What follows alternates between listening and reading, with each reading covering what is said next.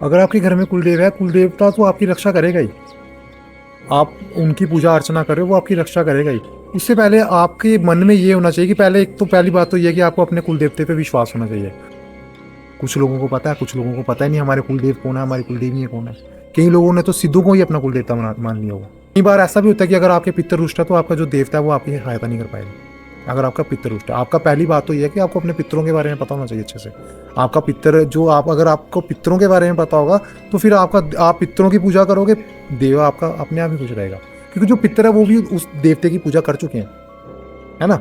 तो जब वो उन देवतों की पूजा कर चुके हैं, सबसे बड़ी बात तो अगर आपके पितर रुष्ट है तो आपके घर में ब्लैक मैजिक की जरूरत ही नहीं, वही सब कुछ कर देंगे। हम लोग पितरों को देव मानते हैं, है ना। तो पितरों को हम जब देव मान रहे हैं तो फिर लेकिन हम देवता को मान रहे हैं, फिर पितरों को क्यों नहीं मान रहे। देखिए, अगर आप किसी देव को मना रहे हो, देव को अगर आप मना रहे हो तो आप फिर मांस मछली या शराब घर पे ला रहे हो, उसका सेवन कर रहे हो, तो उससे तो देवता भी तो रुष्ट होगा ही ना। मेरी मान्यता तो ये है कि हमें किसी जीव की हत्या करके क्यों उसका सेवन करना है। सबसे बड़ी बात तो ये है।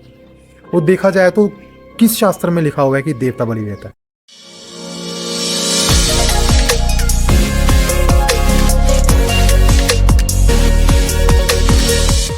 गुरुजी, ऐसे कुछ लोग होते हैं जिन्होंने घर में जो है वो देवी देवते रखे होते हैं। जैसे हमारे यहाँ डोगरा कल्चर है जो हमारा, इसमें कुल देवता होते हैं, तो वो लोगों ने अपने घर में रखे होते हैं। उसके बावजूद भी जो है वो सारे ऐसे केसेस देखने को मिलते हैं जहाँ पर लोगों के साथ जो है ब्लैक मैजिक हो गया या नज़र लग जाती है। ऐसी चीज़ें जो होती हैं वो उनके साथ होती हैं। इस पे क्या कहेंगे?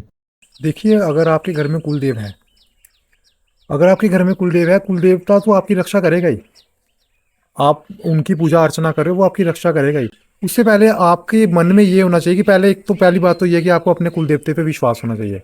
और जैसे आपने बात की कि हमारे जम्मू के लोगों की, डोगरों की, कि ये लोग जो है कुलदेवता को मानते हैं फिर भी ये भटक रहे हैं, इनके साथ ब्लैक मैजिक हो रहा है या कुछ भी हो रहा है। इसमें क्या है कि पहली बात तो लोगों को कुलदेवता के बारे में पता ही नहीं है। कुछ लोगों को पता है, कुछ लोगों को पता ही नहीं हमारे कुलदेव कौन है, हमारी कुलदेवी कौन है। कई लोगों ने तो सिद्धों को ही अपना कुलदेवता मान लिया होगा।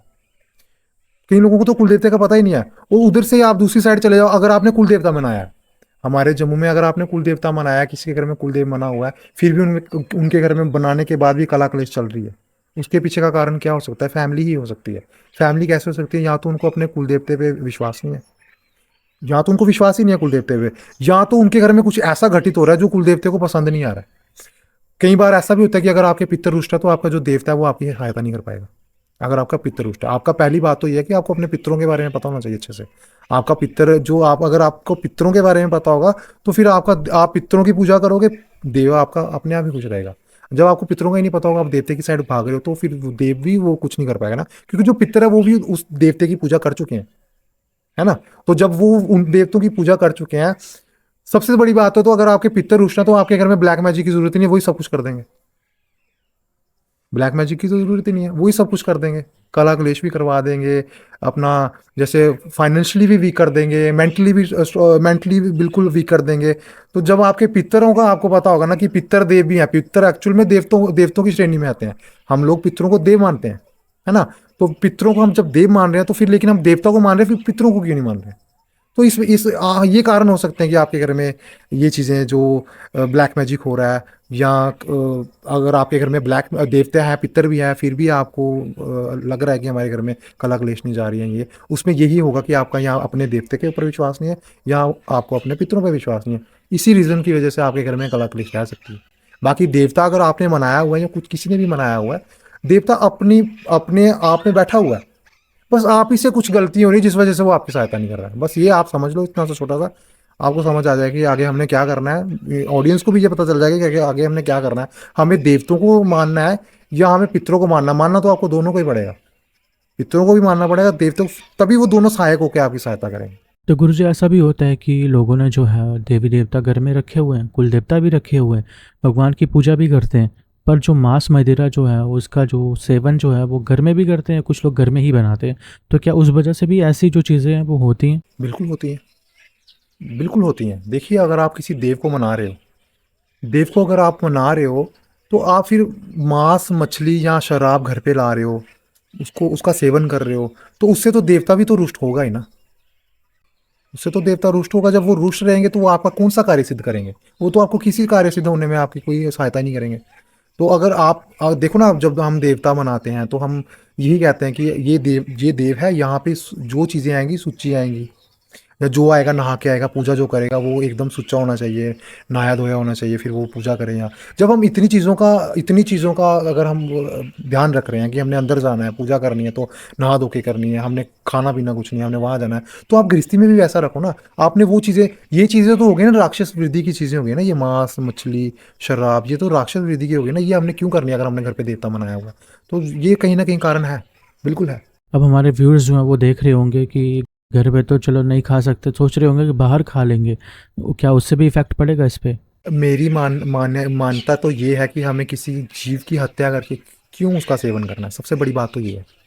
और देखा जाए तो किस शास्त्र में लिखा हुआ है कि देवता बलि देता है? कुछ लोग ऐसे भी होते हैं जो ये बलि की बात कर रहे हैं, तो बोलते हैं कि देवता जो है वो बलि मांगता है। जहाँ लोग जो बलि देते हैं, बलि तो लोग देते हैं पर उसका जो फिर जो मांस होता है वो तो खुद ही खाते हैं। देखिए, अगर आप ये एक्चुअल में ये आप ना तंत्र में जाओगे ना, बिल्कुल डीपली जाओगे, तंत्र में जाओगे तो आपको इसके बारे में पता चल जाएगा। क्योंकि तंत्र में जो है इसके दो मार्ग हैं, एक दक्षिणा मार्ग है, एक वाम मार्ग है। अब वाम मार्ग में जब कोई जाता है ना, तो उस पे वहां पे वो इन चीजों को नहीं मानता, फिर उनमें रूल एंड रेगुलेशंस नहीं होते। वो मांस भी खाएंगे, मदिरा का भी सेवन करेंगे, वो मैथुन का भी सेवन करेंगे, मुद्राएं भी वो करेंगे, हर एक चीज वो करेंगे। तो वो वहां पे आ जाती है। लेकिन जो कुल देवता है ना, वो इन चीजों से अलग है।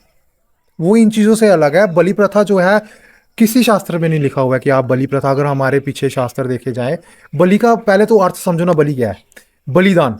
बलिदान तो आप अपनी विचारों का भी दे सकते हो, अपने विचारों का दे सकते हो। अगर आप में कोई गलत आचरण है, आप उसका बलिदान कर दो देवते के आगे, देव के आगे, देवी के आगे, तो वो भी तो बलि है ना एक किस्म की।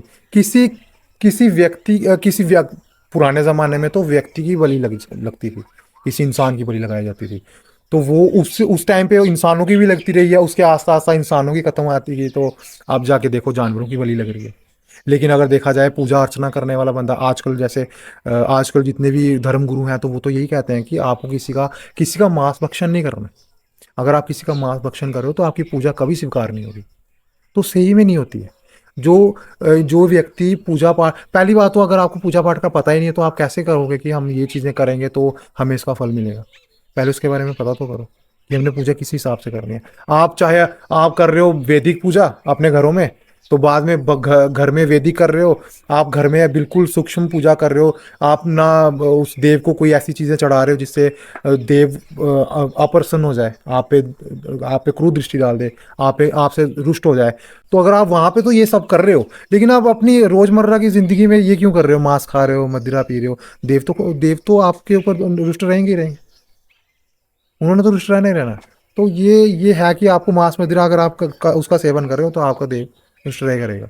जैसे सनातन धर्म में होता है कि जो शरीर है उसको जलाया जाता है, पर कुछ ऐसे बॉडीज होती हैं जो लोगों को मिलती नहीं है, तो उनका जो आत्मा है वो क्या, वो जो मोक्ष है वो मिलता है? देखिए, व्यक्ति जब मृत्यु प्राप्त हो रही है किसी व्यक्ति की, जब उसको मृत्यु प्राप्त हो गई है, जब उसका दाह संस्कार होता है, दाह संस्कार के बाद उसका मानसिक श्राद्ध, वार्षिक श्राद्ध, जब ये हो जाए, अगर विधि पूर्वक हुई है, तो वो वापस नहीं आएगी। जो पंच तत्व में ही विलीन हो जाते हैं वो भी वापस आ सकते हैं, वो भी वापस आ सकते हैं। उसके पीछे कारण क्या रहेगा कि आपने विधि पूर्वक तो दाह संस्कार कर दिया, लेकिन उसके आगे जो उसके प्रोसेस था, अगर आपने उनमें कुछ कमियां की हैं या उनको विधि पूर्वक नहीं किया, तो वो भी वापस आ जाती हैं। लेकिन अगर उसकी कुछ इच्छा पूर्ति नहीं हुई है, तो हो सकता है वो वापस आके प्रेत जोनि में वापस आए। या अगर उसका श्राद्ध सही करके नहीं है, मानसिक नहीं हुआ है, वार्षिक नहीं हुआ है, तो वो फिर वापस प्रेत